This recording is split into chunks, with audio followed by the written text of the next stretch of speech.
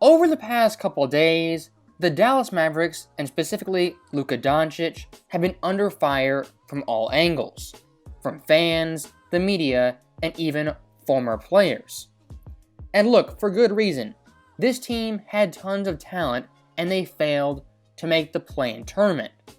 But what I'm seeing now is an overreach and an overcorrection of criticism on Luka Doncic. As looking at Fox Sports, Colin Cowherd, per usual, had an awful take, saying Luka Doncic is well on his way to becoming Carmelo Anthony 2.0.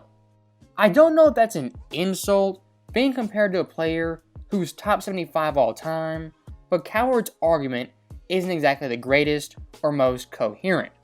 So with that being said, let's listen to it and respond accordingly. I think Luka's becoming a little Carmelo Anthony, and let me compare the two. So Carmelo Anthony, 1 year of college, very young, comes into the league. Luka, European ball, no college here, comes into the league. They're immediately great scorers, and they have some really nice team success early. But then after like 4 years in the league, you do realize that Melo and Luka are never in great shape, won't play any defense, and they're kind of stuck in their ways. Now, I do want to clarify, when it comes to Colin Cowherd, he is kind of sneaky with a lot of these statements, as technically he isn't lying, but also he isn't telling the full truth. As when it comes to Carmelo and Luka, of course, they're great players, but as individuals, there's not really many similarities. And what Cowherd said was pretty basic stuff, being great scorers, not in great shape, not playing defense, and early team success. That is a very dumbed down version and simple way of looking at players, as across NBA history, there's tons of guys who fit that criteria. And what Cowherd ignores is pretty glaring, as the passing and playmaking gap between Luka and Carmelo is a Grand Canyon size gap. And comparing young Luka versus young Melo, I think it's pretty obvious one guy was the better overall player. As looking at Luka Doncic, in his first 5 years, he averaged 27.6 points per game, 8.6 boards, 8.0 assists on 47-34 and 74 splits. At this moment in time, he's a 4-time All-Star and 3-time first-team All-NBA player, all consecutively. For context, Melo at Luka's age not once made first-team All-NBA, and in fact, not once in his career was he first-team All-League. And if you compare both these players, at the exact same age, Luka Doncic averages more points, assists, boards, on higher field percentage, and 3-point percentage.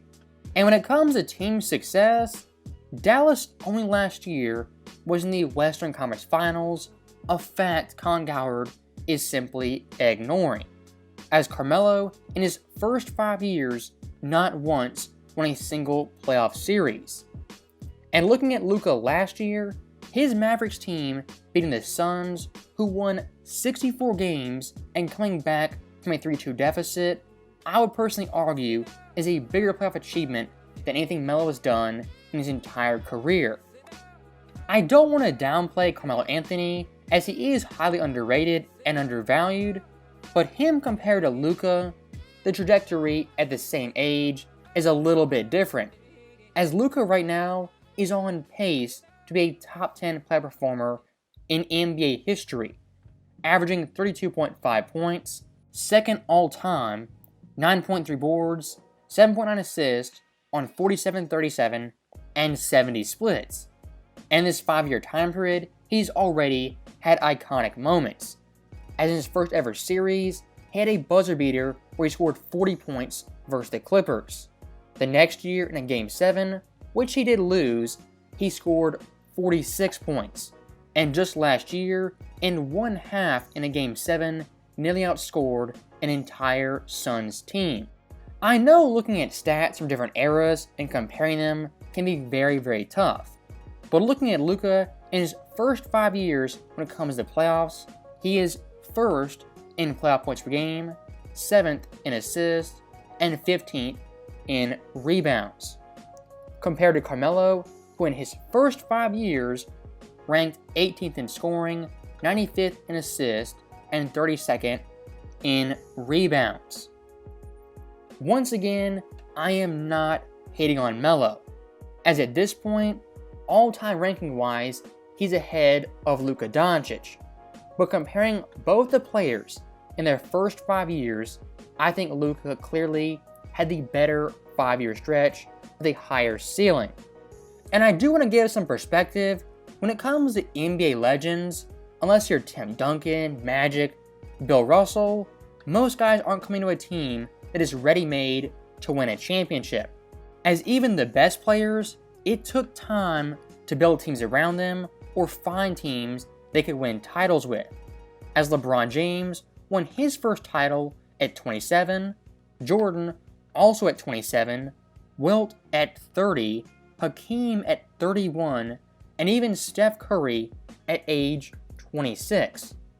My point being, winning an NBA championship off the bat rarely, if ever, happens.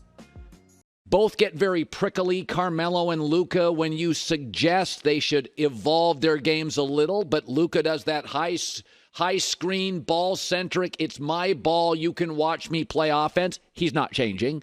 And Carmelo, a great mid-range shooter, refused to take a step and a half back and shoot a three. My game is my game.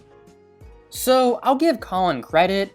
His point right here about Luka isn't totally off, as Luka's playstyle historically isn't conducive to winning a championship, with one guy having the ball for 20 seconds and teammates reacting to what he does on the fly. Very rarely, if ever, is that successful, and to my knowledge, it hasn't worked in producing an NBA championship. Now, with that being said, I wouldn't say Luka Doncic makes his teammates worse and he can't play with other stars. As looking at Brunson, last year, much like Kyrie for LeBron, he could handle the offensive duties if he was doubled, tired, or on the bench.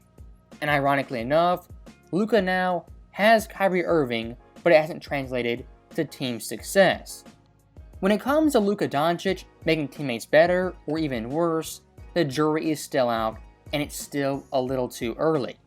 And looking at Melo, Cowherd says flat out he didn't change his game to win championships. And I will admit Melo loved the post, loved the mid-range, and loved long twos. But looking at his career, I would argue he evolved with the NBA. As in Denver from 3, he averaged 2.3 attempts on 30.8% shooting. In New York, 4.7 attempts on 36.7%, and post New York, 5.2 attempts on 37.6%.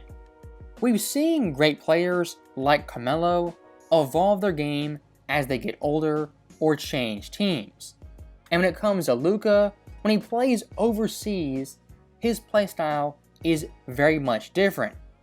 The main problem in Dallas, and why Luka is so ball-centric, is because most times he doesn't have a player who can handle those duties nearly as well.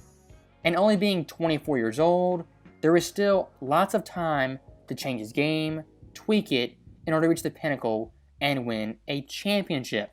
They don't play defense. It doesn't look like they're in the greatest shape. They get very prickly, and GMs and coaches get fired trying to find the right complement to their game. They start hot, playoff success, plateau, and then eventually their lack of willingness to grow and evolve and play well with others is why they won't end up being Giannis or LeBron. So that last line right there, mentioning Giannis, even LeBron, caught me really off guard. As when it comes to Giannis, before 2021, he was slandered more than any superstar outside of LeBron James. And for Cowherd himself, he was a big proponent of Giannis leaving Milwaukee and going to Golden State. And he is on record saying Giannis in Milwaukee with Chris Middleton, Drew Holiday would not win a championship. Now, fast forward to 2023, Cowherd sweeps all that under the rug and acts like it didn't happen. That is the media cycle when it comes to superstar players, and Cowherd is peddling it as always. as when they come into the NBA, we love them off the bat. When they struggle and lose, we hate them. Then when they win, everyone shuts up. In a very simplistic view, that is the arc of an NBA superstar.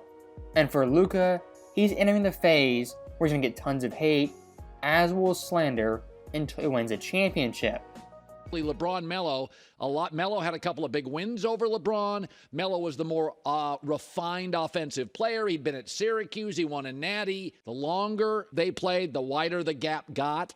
And because basically LeBron would commit to being in great shape, being a great defender, getting well along with others, and evolving. Melo never did. Luka's not doing it. And I think you're stuck with a player who's going to be really hard to find a perfect fit for. So, like I said before, when it comes to Luka Doncic, at only 24, it's still a little bit too early to say it makes teammates worse and doesn't make them better. But what I will say, that Brunson deal and not re-signing him is going to haunt Dallas into the 2020s. As that one move alone could cost them Luka down the line. And staying on Luka, at this point easily, I think, he's still a top 5, top 6, at worst, top 7 player. Yes, he had a down year, but in the playoffs, he's proven and always shows up when he makes the postseason. And to restate, I do not think he's Melo 2.0 like Colin Cowherd said. So with that last point being made, that is the end of the video. As always, thank you guys for watching, hope you enjoyed it. I'll see you next time.